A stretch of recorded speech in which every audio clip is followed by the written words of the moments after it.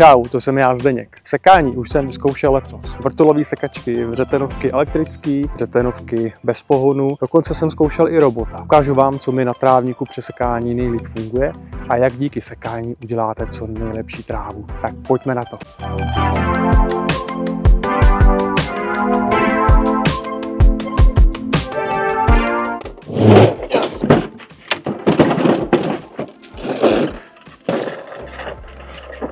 Začalo pršet, ale to nevadí. To, co asi znáte, tak je vrtulová sekačka. To je nejčastější způsob, jak se v Čechách seká tráva. Není na tom vůbec nic špatného. I vrtulovou sekačkou uděláte naprosto nádherný trávník, ale musíte to držet to, abyste měli vždycky sekačku perfektně nabroušenou.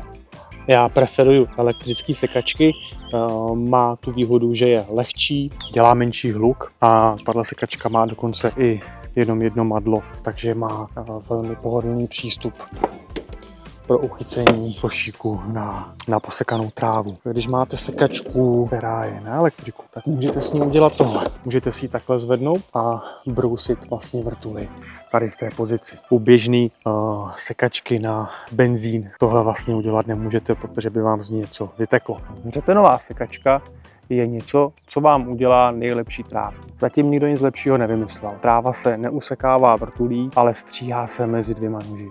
Takže kvalita střihu je v podstatě největší. Je to jako kdybyste tu trávu stříhali nůžkama. Je to vlastně ruční vřetenovka, která nemá žádný pohon.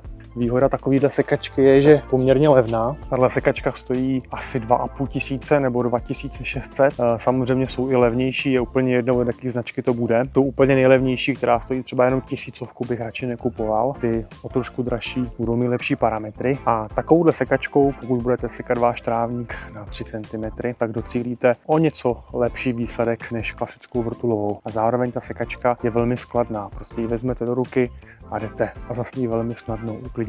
Prodává se k tomu i košík, pokud chcete trávu sbírat. A já jsem touhle sekačkou jednu sezónu sekal celou moji zahradu a ten výsledek byl poměrně hodně slušný. Sekal jsem na 3 cm vrtenovkou, trávu jsem nezbíral, sekal jsem skoro každý den, protože to sekání je zkrátka velmi rychlý. Tu sekačku vezmete a jdete.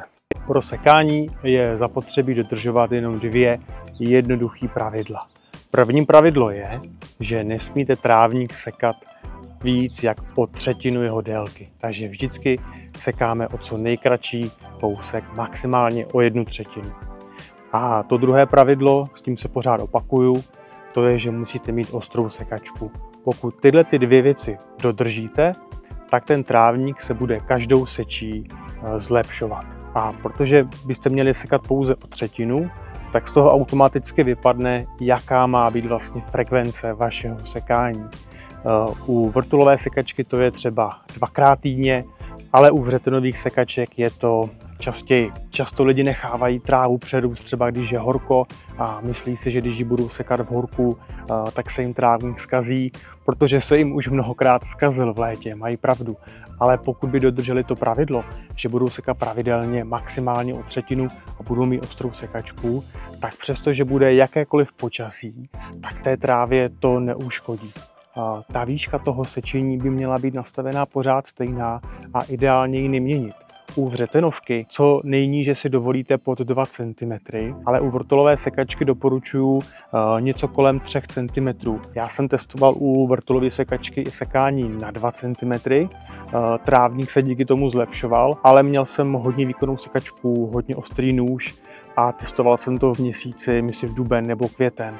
Ono taky, když bude léto a budou horší podmínky, tak ten trávník na tu seč může reagovat mnohem hůř. To je právě další věc. My každou tou sečí ten trávník trošku poškodíme. I když máte sebelepší sekačku, sebeostřejší nůž, každá ta seč způsobí, že ten trávník se tím trošku poraní. Pokud to posekáte tupou vrtulí, tak ten trávník třeba týden nebude vůbec růst, zastaví se jeho obnova. Ale když to posekáte ostrou sekačkou, tak bude růst v podstatě hnedka druhý den. Takže to jednoduché pravidlo pro to, aby se vám trávník neustále zahušťoval, což je to, co pochopitelně chceme, aby jsme měli hustý trávník, který i lépe si drží vlhkost a lépe drží vláhu, tak je sekat maximálně o 1/3. A trávník se vám velmi dobře tím odmítí. Přestože máte teď třeba trávník, který není podle vašich představ, tak pokud si budete teď nabrousit sekačku a budete sekat maximálně o třetinu a tím pádem vám z toho vyplyne nějaká pravidelnost, třeba 2x týdně, tak uvidíte, že po 5-6 sečích ten trávník bude radikálně zlepšený. A to bez ohledu na počasí, přestože bude horko a nebude pršet, tak ona dole nějaká voda je a ten trávník se vám zlepší. No a pokud nestíháte sekat, tak v podstatě je tu jedno jediné řešení a to je mít nějakou automatiku. Automatika může být zahradník, manželka anebo robot sekačka. Takže nemá smysl sekat trávu, pokud nás to nebaví, takže si zmenšíme trávníky anebo si pořídíme automatiku. Velký problém přichází, když je horko a Češi nechávají trávníky přerůst třeba na 10 na 15 cm, protože si myslí, že když je budou sekat, tak se jim vyschnou a zkazí. Mají pravdu, ale pokud by se drželi té pravidelné frekvence, nestalo by se to. Zároveň při tom sekání je zapotřebí využívat v tom roce taková 2 hlavní okna. První bývá duben až květen a to druhé okno bývá podzim, někdy kolem září a října. To je období, kdy tráva roste nejvíce a my ji musíme vlastně co nejčastěji sekat, protože ji připravujeme na to období, které přijde potom. Přijdou horka, přijdou tropy a my potřebujeme, ten trávník byl co nejhustější a to léto vlastně co nejlépe přečkal.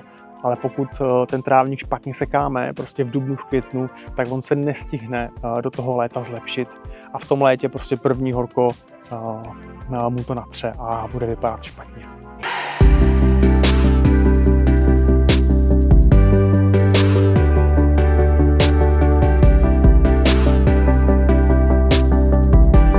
Trávník vám při nízké seči spotřebuje méně vody, ale jenom tehdy, pokud se díky nízké seči zahustí. Pokud trávník začnete sekat nízko, tak napřed tráva bude vypadat ošklivě. To ale nevadí. Po prvním posekání třeba ze 3 cm na 1,5 řetenovkou se vám tráva nebude líbit, bude žlutá, bude ošklivá.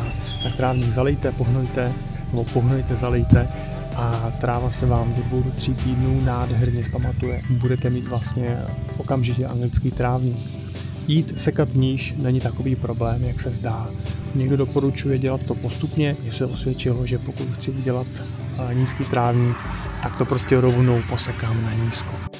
Tak jo, já jdu posekat trávu, vy se mějte hezky a dejte like a dejte odběr. A pokud máte dotazy, napište mi je do komentářů. Díky, čau.